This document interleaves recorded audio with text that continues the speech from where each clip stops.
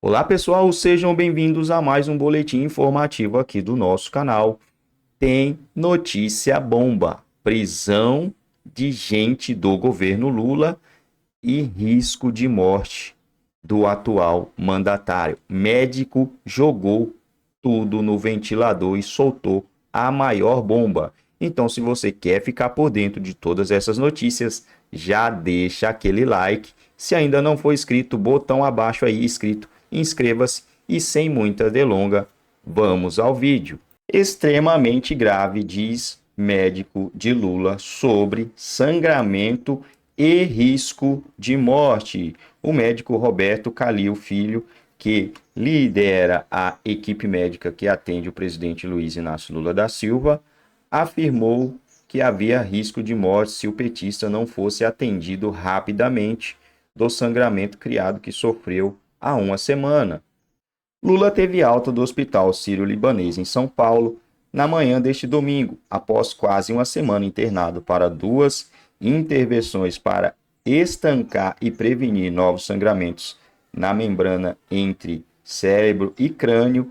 Ele ficará na capital paulista em monitoramento, realizará uma nova tomografia na quinta-feira, dia 19, quando deve retornar para Brasília. E isso, né, se tudo ocorrer aí dentro dos conformes, abre aspas, para o médico. Foi uma situação grave, o quadro que ele teve foi extremamente grave. Muita gente, né, pessoal, tava falando que era coisinha boba, que não tinha nada a ver, era só um procedimentozinho leve, mas não, o médico dele falou que foi extremamente grave, requeria, obviamente, atendimento de emergência, mas sim, corria o risco de acontecer o pior, fecha aspas aí para o médico. E neste domingo, em uma entrevista ao Fantástico, Lula mostra curativos e diz que está com, abre aspas, furos na cabeça, abre aspas para o petista. Eu tenho que esperar cicatrizar o furo que eles fizeram para tirar o líquido. Um furo para tirar o líquido, outro para jogar soro e ir lavando o cérebro. Cara, que situação, né? Então está com vários curativos na cabeça, disse o presidente, que usava um chapéu para cobrir os curativos. Se estiver tudo bem, ele está autorizado a voltar para Brasília para retomar suas atividades normais, com algumas restrições, como ativar exercícios físicos intensos, explicou o médico Roberto Calil, cardiologista e um dos responsáveis pelo tratamento do presidente. Gente, é uma situação bastante complicada, né? Ele está forçando ficar em um cargo que ele não está tendo mais capacidade para ficar. E acredito eu que vai acontecer com ele o mesmo que aconteceu com o atual presidente Biden, né? Afastado, foi retirado da nova candidatura e acabou que a tal da Kamala perdeu as eleições para o ex-presidente Donald Trump, que vai assumir agora em 25 de janeiro. E o líder petista do MST pode ser preso hoje, caso incentive pessoas a fazer invasão. O delegado e deputado Zucco falou que vai prender o petista. Vamos à notícia. Abre aspas. Se o Stedley comparecer na sua fala e incentivar invasões, usarei minha prerrogativa como cidadão e delegado de polícia e darei voz de prisão em flagrante por apologia ao crime previsto no artigo 287 do Código Penal. Se ele incitar invasões ou ações ilegais do MST dentro do parlamento, terei o dever de dar voz de prisão. Vamos para a pauta número 2, Barroso defendendo os privilégios do judiciário. O presidente do STF, Luiz Roberto Barroso, afirmou que o judiciário não tem nenhuma responsabilidade sobre a crise fiscal brasileira. Aí, como justificativa, ele afirmou que os gastos desse poder não ultrapassam o orçamento estabelecido em 2017, corrigido pela inflação. Só que o valor não acompanha o crescimento do país, né? Além disso, um estudo do Tesouro Nacional aponta que o judiciário do Brasil é o mais caro do mundo. No ano passado, foram gastos 130 bilhões de reais com o judiciário, cerca de 1,3% do PIB. Este ano a previsão é de que serão gastos 160 bilhões, 1,6% do PIB. Para vocês terem uma ideia, os países emergentes gastam em média 0,5% do PIB, meio ponto, né, do PIB. E as declarações do Barroso foram feitas a jornalistas que costumam cobrir o Supremo. Ele também defendeu os super salários no judiciário para manter a carreira atrativa. Ana, escrevi sobre isso para a revista Timeline e o título era Minha Lagosta Primeiro, né? Porque eles comem lagosta, eles só tomam vinhos com no mínimo 4 premiações, eles têm lá o capista, né? O sujeitinho que fica lá colocando a capa em cada um, tem o outro que abre as páginas dos livros que eles estão lendo, dos processos que eles estão lendo, e vem o Barroso com essa, dizendo que o judiciário mais caro do mundo não tem nada a ver, né, com a crise fiscal que o Brasil enfrenta e que é muito, mas muito grave. Ana. E o que mostra, mais uma vez, né, Lacombe, consta como eles são desconectados da realidade. Eles não têm absolutamente nenhuma conexão com a realidade.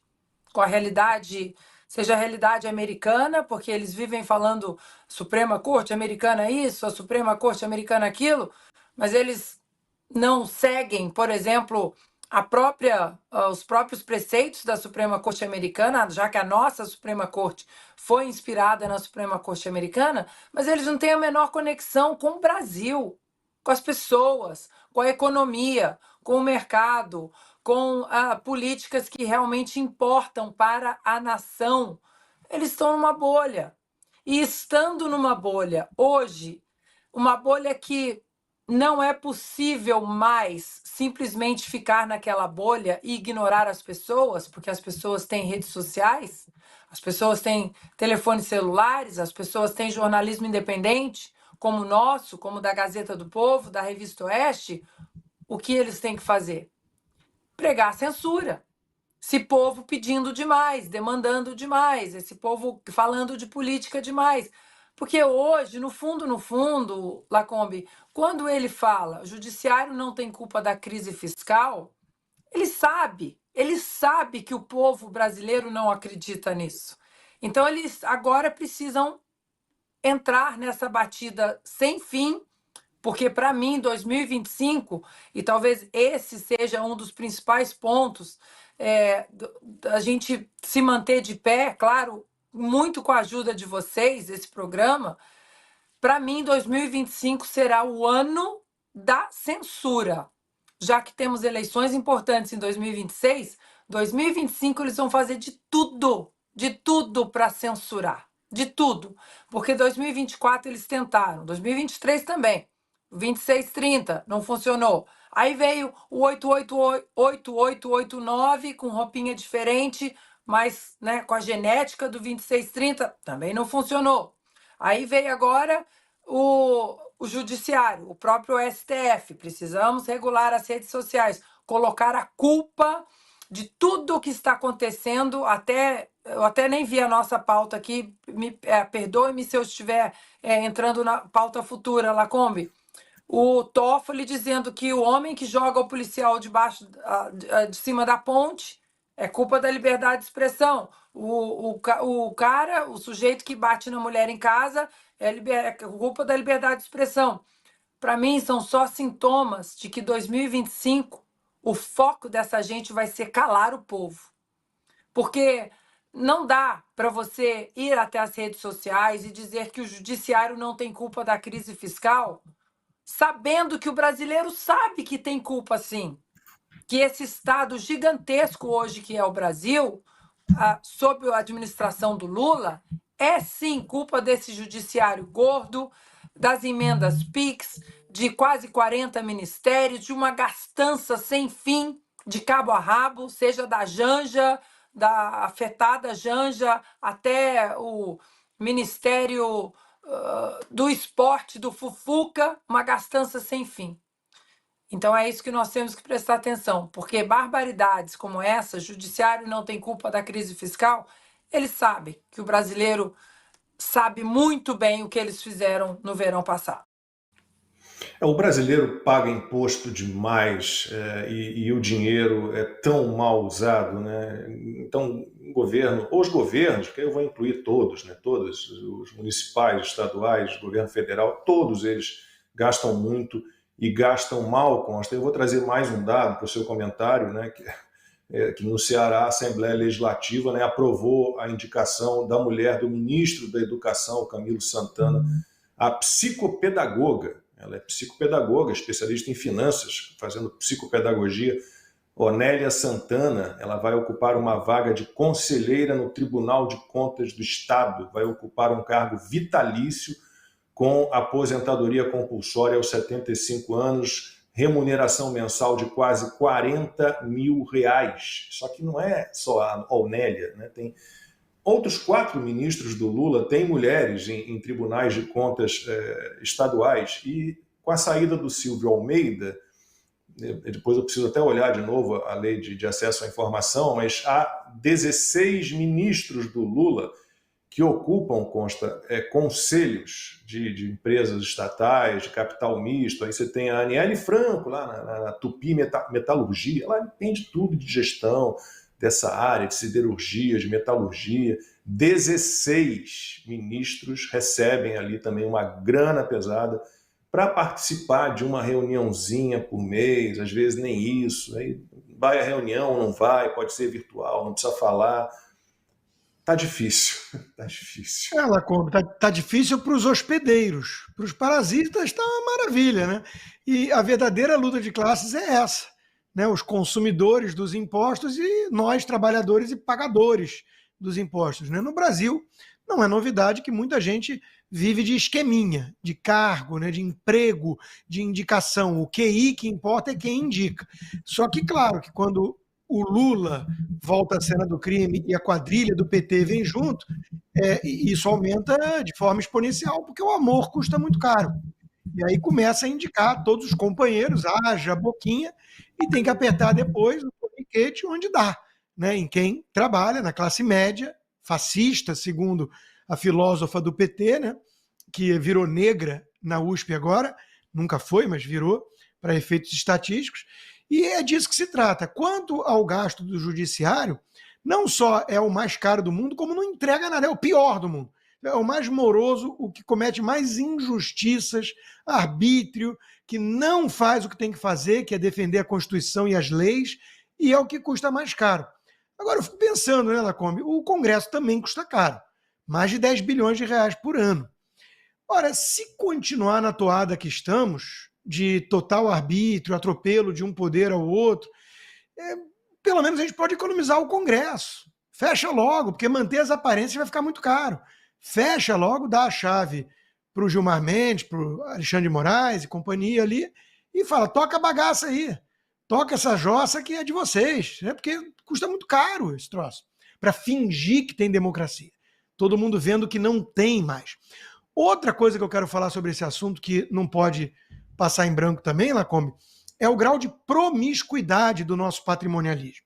Porque os cônjuges dos ministros do Supremo atuam em escritórios com foco em causas levadas ao STF. Mas assim, é escancarado, é a luz do dia.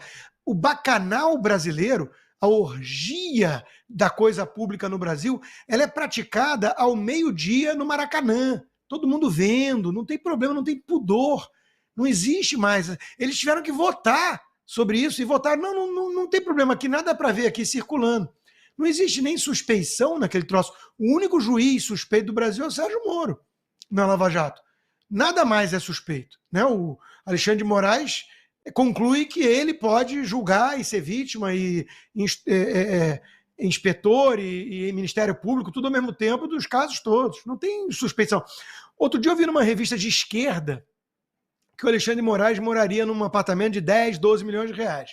E eu vi muita gente falando de corrupção. Esqueceram justamente da doutora Vânia.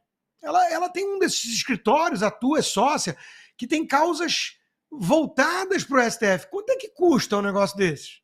É caro, gente. Então, não necessariamente é uma corrupção oficial, por fora, aquela coisa que a gente está acostumado a pensar, tipo os Batista, os irmãos Batista mandando 300 milhões para a Suíça, para o Lula, Dirceu e companhia, como ele confessou. Às vezes a corrupção é legalizada, porque ela é um esquema, né? Olha, é uma venda de sentença velada, digamos assim. Se você for por esse caminho, a coisa facilita, e esse caminho custa caro, é o Brasil. Isso é Brasil, gente. Então, tem uma turma que não está vendo crise pela frente, está muito tranquila. A crise já está chegando e, acreditem, vai aumentar. Não é torcer pelo pior, é saber fazer conta e ver o que esses cabeça de bagre estão fazendo, né? É insistir no erro e esperar resultados diferentes é a definição de insanidade para Einstein. Esse pessoal está fazendo a mesma coisa de novo e vai dar errado de novo. Vai quebrar o Brasil uma vez mais. Para o povo trabalhador, para a classe média fascista. Para o andar de cima, que está com as lagostas e os carros blindados e viajando de aviãozinho da FAB, não tem crise, pô, pelo amor de Deus. Né? O que o Wesley e Joesley Batista enviaram para fora foram, na verdade, 300 milhões. Você lembra? Não foram 300 milhões. 300 milhões. É duro. Bom, a gente volta a falar do presidente do Supremo porque ele determinou o uso obrigatório de câmeras corporais por policiais militares de São Paulo e a gravação ininterrupta de operações. A decisão foi tomada a pedido da Defensoria Pública de São Paulo. O ministro disse o seguinte: diante da ausência de demonstração da viabilidade técnica e operacional dos novos dispositivos e do significativo aumento da letalidade policial, que é uma expressão que, nossa, em 2024 é indispensável manter o modelo atual de gravação ininterrupta sob pena de violação à vedação constitucional ao retrocesso e o descumprimento do dever estatal de proteção de direitos fundamentais, em especial o direito à vida. Quer dizer, o cara faz uma interpretação da Constituição para dizer que tem que usar, porque não é inconstitucional não usar. Além do uso das câmeras, o ministro também estabeleceu a apresentação mensal de relatórios com divulgação de dados e a recomposição do número de câmeras para, ao menos, pouco mais de 10 mil unidades. Ana, e também essa semana o Ricardo Lewandowski estava lá fechando o plano do Ministério da Justiça, que o STF está ali definindo política de segurança pública já faz tempo, né? Edson Fachin não proibiu as operações policiais em favelas do Rio de Janeiro, agora o Barroso manda usar câmera em farda de policial militar, e o Ricardo Lewandowski também tem planos, né, para a segurança pública dos estados, ele como ministro da Justiça. E aí os planos são, algema, vamos parar de usar. Né? Negócio de ficar revistando pessoas e casas e carros porque tem suspeita, também tem que parar com essa história, também não pode. E ele também acha que arma letal também não é legal, e aí ele saiu mentindo quando estava falando sobre isso, que todos os países do mundo já substituíram ou estão substituindo as armas letais por armas não letais. Então, a bandidagem agradece, né? É impressionante como eles precisam entrar nessa agenda de demonizar as forças policiais, por isso que, né, imagina os demônios com armas letais, com algemas, prendendo bandidos, um horror. Agora, o que me preocupa, Lacombe, consta aí que a gente tem que estar sempre ali um passo à frente, né? O que eles estão querendo com as narrativas, com o pacote que eles colocam, pacote que eu digo o embrulho. Porque é o seguinte, agora esses 10 dias que eu passei no Brasil, eu conversava com uma amiga minha, conservadora, enfim, entende, né, de toda a guerra cultural, de tudo que está acontecendo, mas vejam vocês, por causa desse discurso do Lewandowski de não, temos que pensar na segurança pública, a violência, isso, e todo brasileiro sabe hoje que a criminalidade no Brasil, os números, eles são estratosféricos, porque veio com uma embalagem da preocupação sobre, no sentido de, se os estados não estão dando conta. É isso aí, meu povo. Como já disse ali no início do vídeo, né? Mais uma matéria aqui do Revista Oeste falando que o atual presidente correu risco de acontecer o pior com ele aí, né? Graças a Deus. Não, nossa, pessoa que deseja esse tipo de coisa.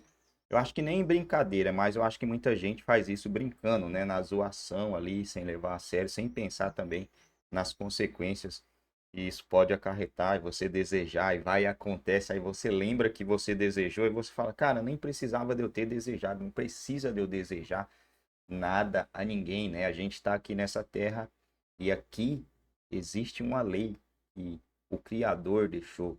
É uma regra, é o famoso com ferro se fere, com ferro será ferido, né? O que você plantar, você vai colher. Então, não tem eu desejar mal. Não preciso, porque o mal, às vezes, que você deseja, você até acaba recebendo ele. Não, não é a mesma coisa, né? Não é na mesma proporção, mas você acaba recebendo algo também nesse sentido em troca.